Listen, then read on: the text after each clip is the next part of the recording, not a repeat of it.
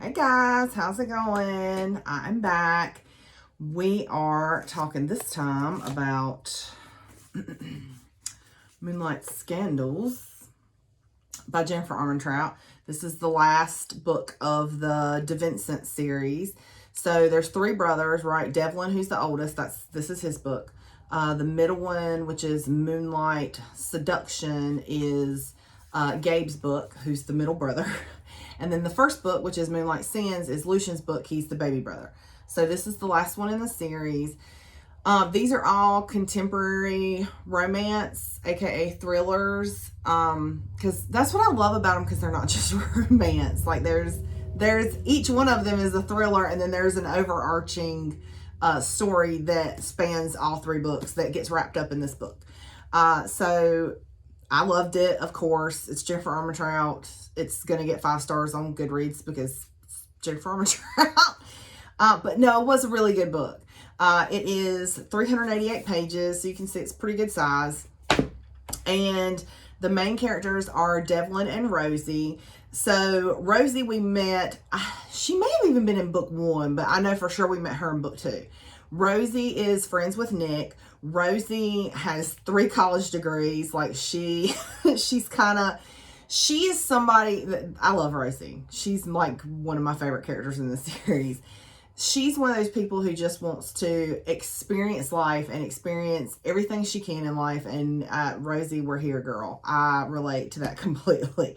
She has 3 college degrees. She works at her parents' bakery, and she works as like a tour guide on ghost tours, and she works as a paranormal investigator with this team called Nope. So Rosie is pretty much the exact opposite of Devlin De Vincent, because Devlin is, he's running his family's companies, and he's always, in suits or white dress shirts and trousers. Like he's just very straight-laced, control freak, OCD, all of those things, right?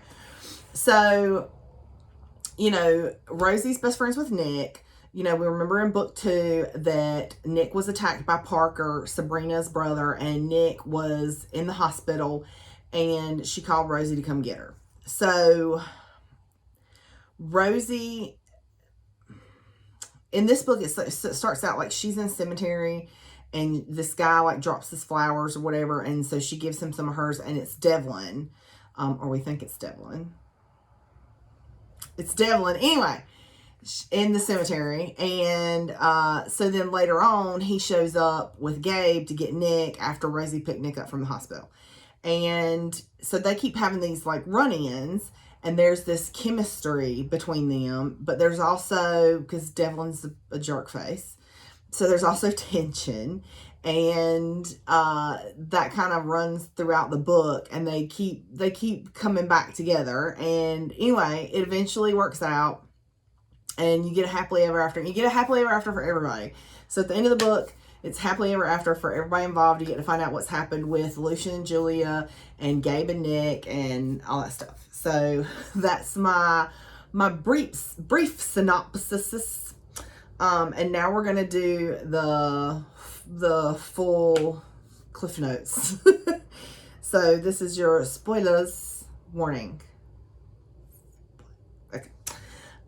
So it starts off, Rosie's in the cemetery visiting her husband's grave. So Rosie married her high school sweetheart literally right after high school. His name was Ian, and they were in love. And when they were 23, Ian killed himself. And so she's at the cemetery visiting his grave, and she hears somebody cussing.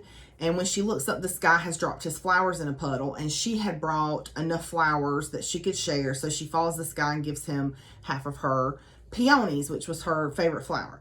And it's Devlin, or we think it's Devlin, because he's standing in front of the De Vincent mausoleum, and she's like, holy crap, I'm giving flowers to Devlin De Vincent. And they kind of have this like moment, but then he answers the phone, and she runs off.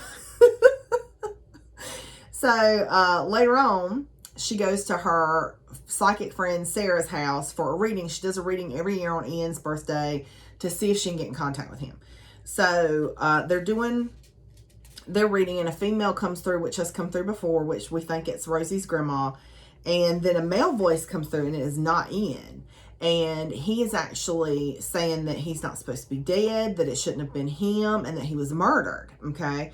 So then he tries to, like, jump on Sarah, like, almost kind of possess her, and they have to, like, turn on the lights and end the seance. So Rosie goes home, and then that's when Nick calls her to come pick her up from the hospital. So she does. She literally gets Nick home and gets her in the bed, and Dev and Gabe show up, and Rosie gives them what for and lets them hold it, as well she should, because Gabe was a complete D-bag. And Dev is too. So anyway, so she finally lets Gabe in after he, you know, earns her forgiveness and proves his worth. And Dev comes in and he's giving Rosie crap about her beaded curtain, and she gives him snark, and they kind of go back and forth, and they have. So at one point, Devlin says, I got so tickled with, like, these are honestly my favorite couple, because them two just going at it is freaking hilarious to me. Like, I'm laughing just thinking about it. Okay. So at one point, Devlin goes, why wouldn't you just get a door? It would offer more privacy. And Rosie says, why don't you just walk out the door behind you?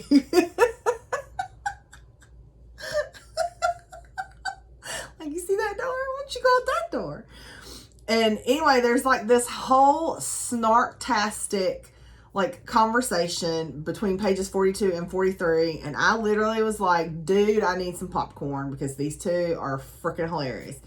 So anyway, they kind of go to their corners and chill out a little bit. And then Dev recognizes her from the cemetery. Look at that face, all right. And asks why she didn't say anything. And she's all like, oh, well, I didn't think I'd see you again, so it doesn't matter. And he's all like, yes, it does. And now I know who you are, Rosie Herpin. And I'm like, I don't know if I should be turned on or creeped out.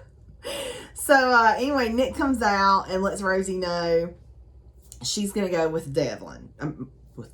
Lord help. She's going to go with Gabe. Back to Gabe's house. With Devlin. Whatever. So we switch point of view. You know, point of view changes in this book just like it did in the other book. So we switch point of view to Devlin. Devlin is meeting with his private investigator, Archie. And Archie is trying to find Sabrina alive, because Devlin wants to talk to her.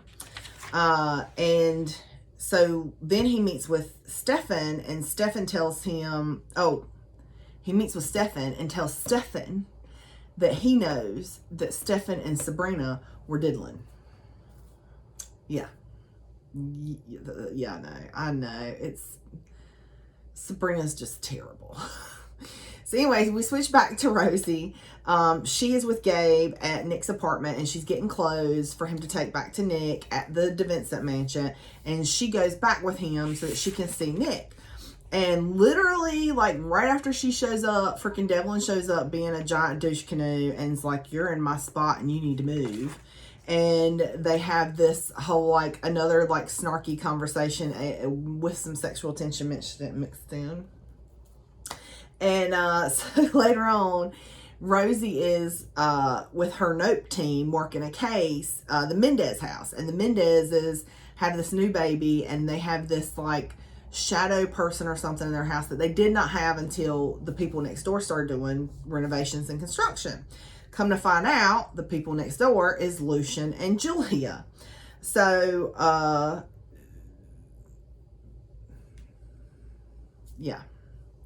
yeah, okay. So, we go back to Devlin. Devlin he's in his office, and Ross, the reporter, shows up and basically calls him, says all the DeVincents are murderers.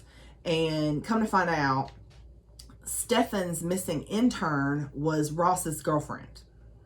And that's why he's been coming after the DeVincents, because he just knows that something happened to his girlfriend, that she's not missing, she's dead, and he knows the DeVincents had something to do with it. He don't know who, but he just gonna blame them all. So then we switch to Rosie. Rosie is getting ready to go to this masquerade ball with her friend Sarah, the psychic, aka Princess Silvermoon. And while she's at the masquerade, who does she see but Devlin? So she goes upstairs. The whole reason she wanted to go to this masquerade is because supposedly this house is haunted. So she goes upstairs so she can check out this haunted bedroom. And of course, Devlin follows her because He's Devlin. Anyway, so he follows her, and there is more snark. And then he actually apologizes. Yeah. They have an actual, real, heartfelt conversation. Rosie asks to investigate Lucian's house. Tells him, you know, what they think's going on. And Devlin agrees if she'll kiss him. So she agrees. And they're having this very sexy, flirty time in the bedroom. And then Lucian interrupts.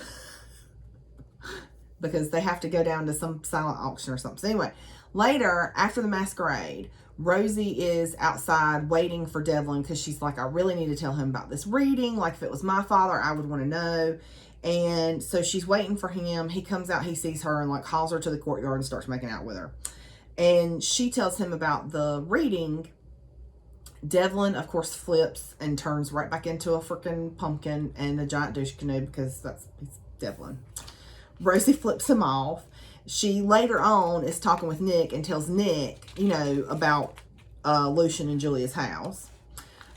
D-bag Devlin goes to Lucian and asks him not to contact Rosie. And Lucian agrees, but tells him, you know, like, I will do this because you're asking and you never ask. But maybe she's telling the truth and maybe you should give her the benefit of the doubt. So we switch over to Rosie.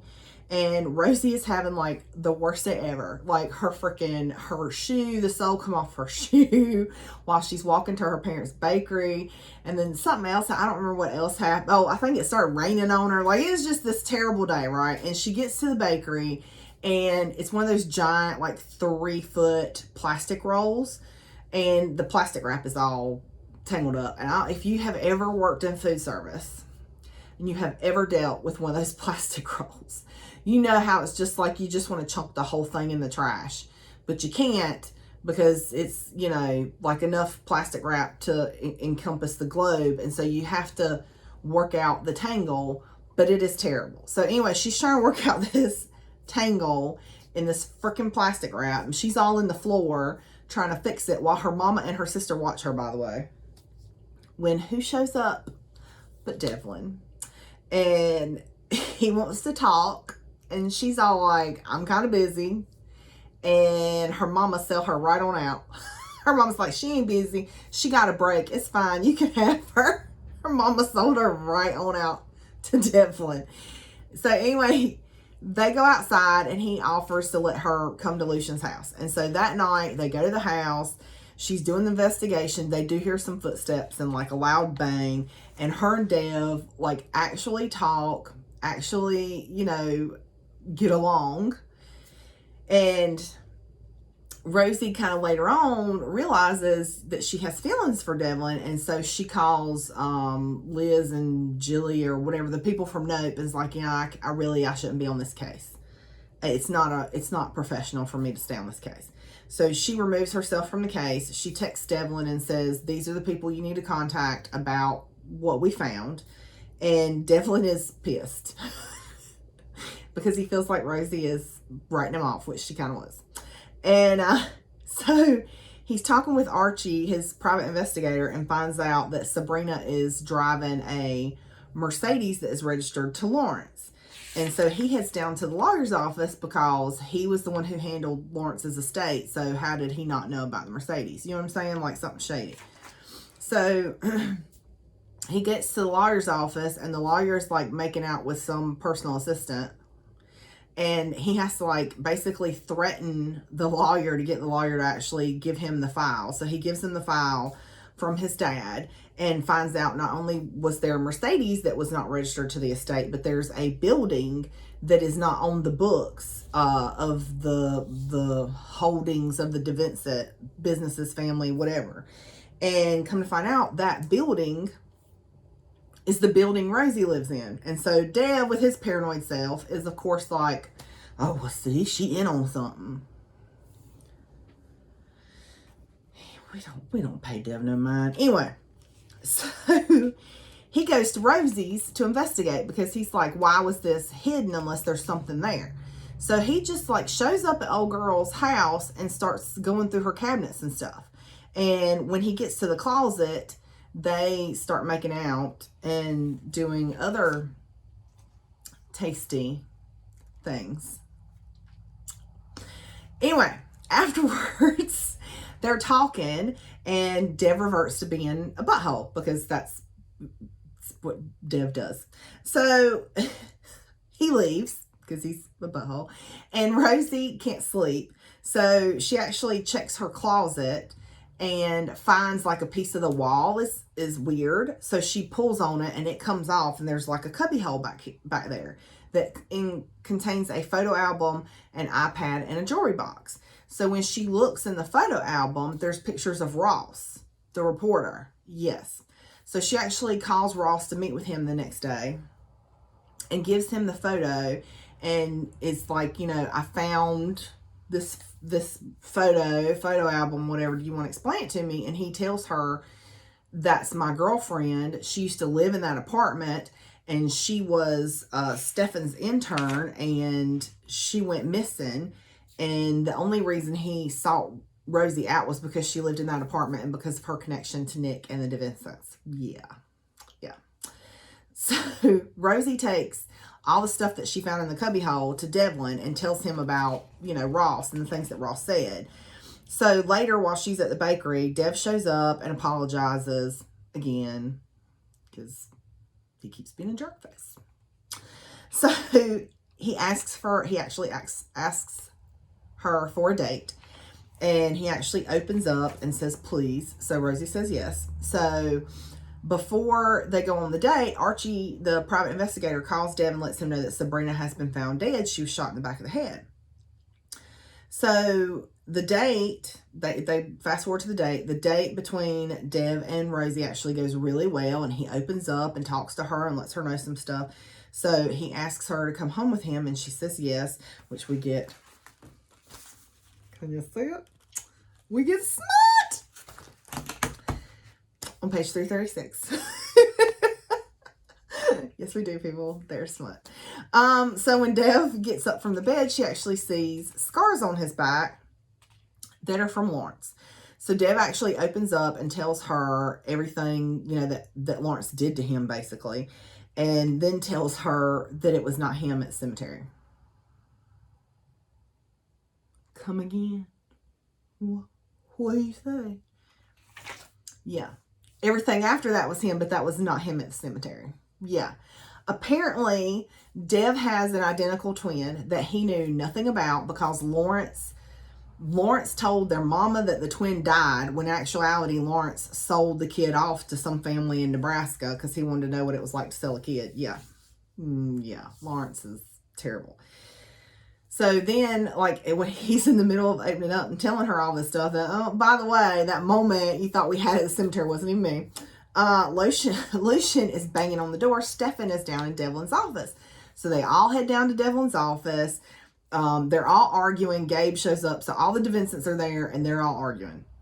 While they're arguing, Rosie realizes that it is not Stefan, it is Lawrence. And the reason she realizes this is because of the watch, the Rolex that he wears, because he and Stefan had custom Rolexes. And Ross told her that the way he told them apart was because one of them wore their Rolex on their right hand, the other one wore it on his left hand. So anyway, she realizes it is not Stefan, it is Lawrence. And when she says that, she's like, guys, that's not Stefan, that's Lawrence. He confesses everything. And he doesn't only confess everything he did, he sell out Devlin too.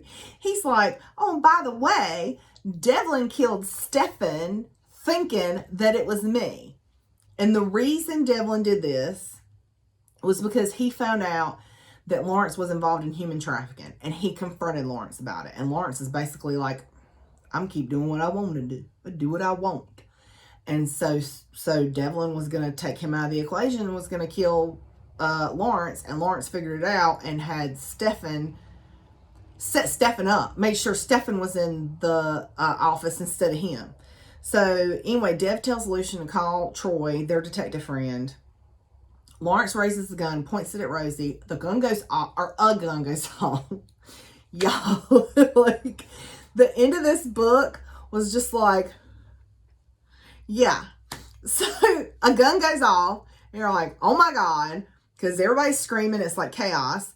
Lawrence is in the floor dead. For real this time. And everybody turns around, and it was Peyton, Dev's twin. He knew Lawrence was up to some shady mess, and he followed him to the mansion and saw what was going down, and he shot Lawrence. So Devlin gets everybody to leave the house, and once everybody's gone, Devlin burns it down. Burns it right on down to the ground. And he's gone for 2 weeks. Stefan's been reported missing. Rosie doesn't know what's going on because she hasn't heard from him. And you think, like, is he just going to wander off? Like, what's going to happen? Then she gets this package. Y'all, I actually cried at the end of this book. Like, I didn't cry with any of the other ones. And I didn't think I would cry with this one, but it was so sweet.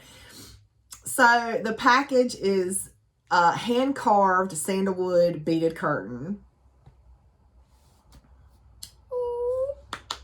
And while she's, like, reading the card, Devlin shows up at her front door. They make up. And so then it goes to them talking in the bedroom, and he's telling her, you know, about everything that's happened. So here's the thing. So Julia and Lucian end up getting married and having a baby. And Gabe and Nick get married and move to Baton Rouge so they can be with William and be a family. And they have a baby. And then Dev asks Rosie to marry him. So, happily ever after. Yay. And that's the DeVincents and Moonlight Scandals. So, next time we're going to be talking about Jennifer's friend, Hannah McBride, has written a novel called Sanctum, and the book talk people in J-Landers were going nuts over this book. So I was like, okay, you talked me into it. I said I wasn't going to buy any more till I read the ones I have, but they were all talking about it, so I have to read it. So next time it's going to be Sanctum by Hannah McBride. Thanks, you guys. I'll see you then.